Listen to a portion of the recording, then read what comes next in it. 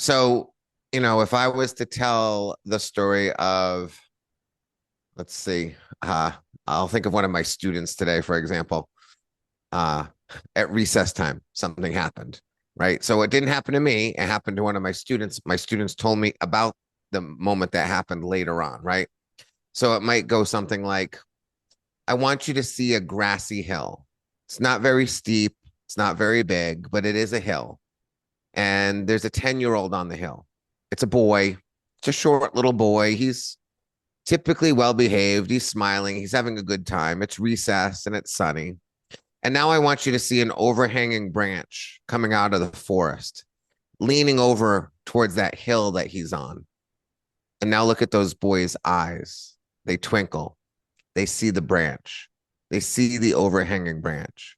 The boy's eyes look at the branch, and inside the boy's head, one thing appears. I got to get that branch. And so now I want you to see his feet moving towards the forest, a place he's not supposed to go. I want you to watch him look back and forth, left and right, seeing if a teacher is watching. And when he sees that there is no teacher watching, I want you to see him dart out and reach and grab that branch. And now I want you to see the place on the tree where the branch connects to the trunk. And I want you to hear the first crack as he reaches for that branch. And now I want you to see that branch break off. And I want you to see the boy's eyes open wide as he realizes he's bitten off more than he can chew.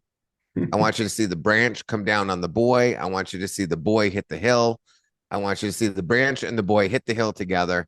And I want you to hear the boy go, oof. He's learned his lesson. Stay away from the woods. Leave those branches alone.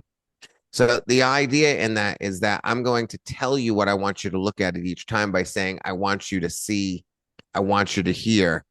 If I tell you that story from the drone's eye view, sort of above, I would just say, a boy named Charlie standing on a hill decides he's going to go to the bottom of the hill and grab a branch that's hanging out from the edge of the tree. And I haven't given you anything to look at. You don't really know what to focus on. But if I control the story, I can say, I want you to see his eyes go wide. I want you to see his feet moving. I want you to see the place where the branch connects to the trunk. I want you to hear the crack. Like, it just allows me to dictate the narrative in a way that if we simply tell it in the third person, we have no control over the story anymore. Yeah, it reminds me of guided imagery almost. Yeah, it's actually it's a trick that I learned listening to a podcast called The Memory Palace. And in that podcast, Nate DeMeo, the host, he uses it occasionally to sort of get control of the narrative when it's too sprawling to sort of capture in that third person. And so I heard him do it once and thought, oh, I can do that. And I've been practicing ever since. And when I officiate a ceremony for a marriage, which I do quite a bit, they always want me to tell stories about them, which means I'm telling stories about someone other than myself. I'm always using the second person so that I can hone in on whatever aspects of the narrative I want them to see.